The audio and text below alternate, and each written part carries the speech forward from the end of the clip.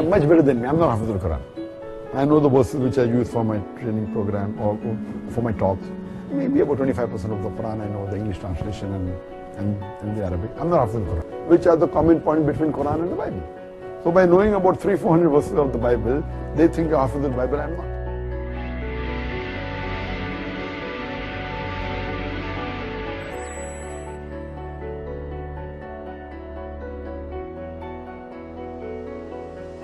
Question from Sister Vandana. Your memory and grasping is phenomenal. Is there any mention about better memory power? Sister asked the question that memory is phenomenal to the grace of Allah subhanahu wa ta'ala. Is there any verse in the Quran which speaks about memory? As far as people keep on asking me that what is the secret? We have a computer chip. What is the secret? The secret, it is given in the Quran. And in my Dawah training program which I take for my students, I say there are three things required. Number one, the Quran says in Surah Imran, chapter number 3, verse number 160, that if Allah helps you, none can overcome you. If Allah forsakes you, who is there then who can help you? So let the believers put the trust in Allah. Number one is trust me.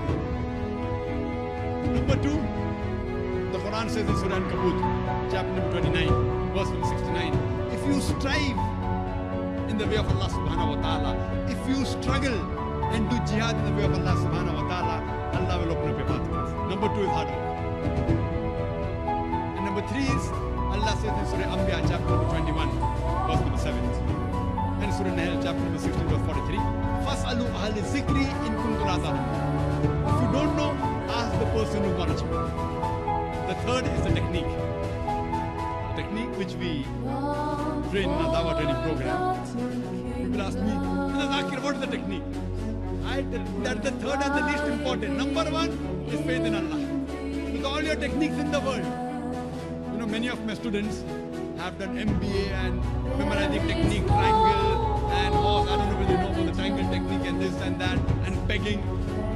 Initially they are good students. Towards the end, they come at the bottom. Allah's help is the best, better than any pegging or any triangle, anything. Number one. How do you get Allah's help? If you strive in His way. If you strive in His way, you have to get success. If you don't get success, you are not striving correctly in the way of Allah. Regarding technique of memory, etc., that is least important. We have a training course where we have a 40 days training course where we train people, and mashallah, you'll be shocked that even my students, alhamdulillah, they quote chapter number, verse number, chapter number, verse number. We have our training program where we get students from different parts of the world and we train them in how to give lectures, how to handle question and answer session. It's training and hard work also. As far as the verse of the Quran is concerned, before the beginning of my talk, I always quote a verse of the Quran from Surah Taha, chapter number 20, verse number 25 to 28, which says, Rabbi shrah li sadri. This was a dua when Almighty God, Allah subhanahu wa ta'ala, tells to Moses that go and deliver the message. And before delivering the message, Moses, who was a stutterer, he used to stammer.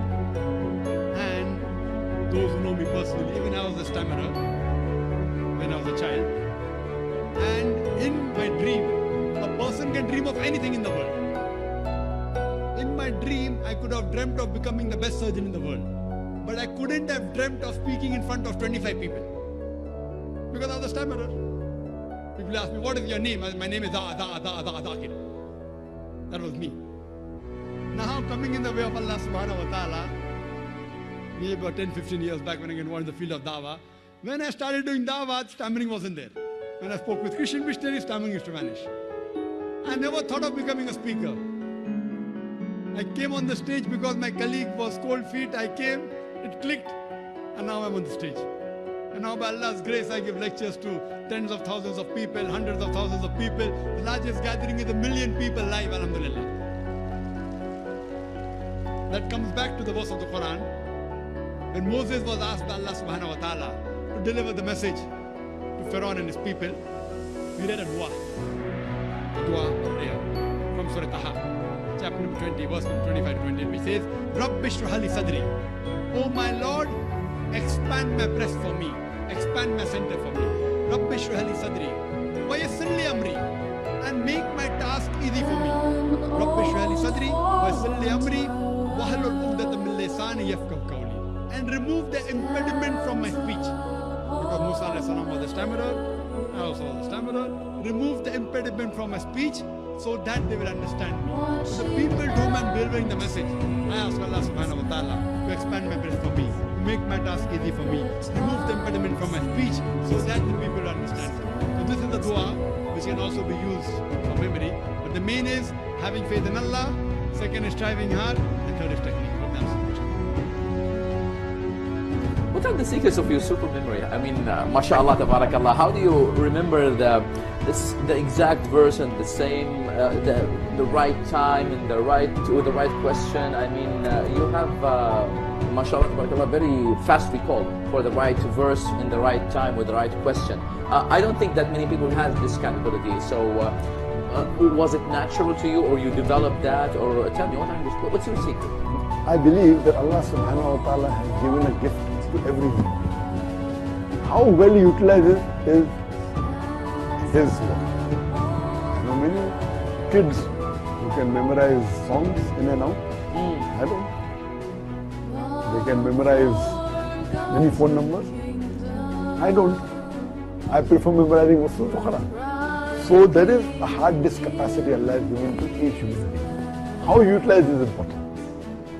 I do agree, alhamdulillah, Allah has blessed me with a good memory. But the main thing is what I believe, that with limited knowledge, how well can you utilize it, that's more important. I always tell my students, it's more important to learn the 20 most common questions asked by the non-Muslims rather than memorize the 200 uncommon questions. Yeah.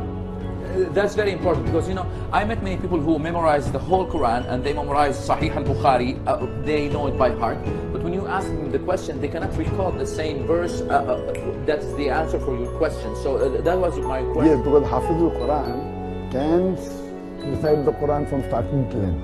He will not tell you which verse and which chapter it is. But in our school, when we have Huffaz, they are like other Huffaz very well. Some of them, we train them, any verse of the Quran you say. They will tell you which chapter, which verse, which juz, Madni, Makki.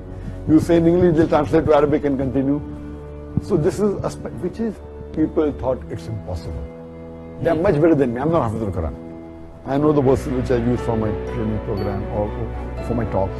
Maybe about 25% of the Quran I know, the English translation and the Arabic. I'm not Hafiz al-Quran. But these students, we have trained them, and believe me, people thought it's not possible, but they were training, and Allah helped them. It's very much possible. So our Huffaz, some of them, they can quote any verse of the Quran you quote, they will give a chapter, which I cannot do. I know the verses which I know. But when we have the training program, we tell a student that first memorize these 25 verses.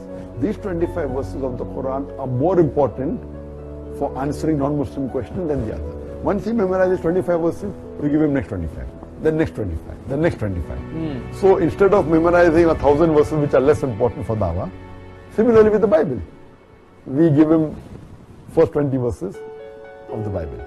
So for example, a Christian missionary, what we do a study that which verses are used by the Christian missionaries when they give lecture. So when we do a survey, we come to know these 50 to 100 verses are commonly used by Christian missionaries.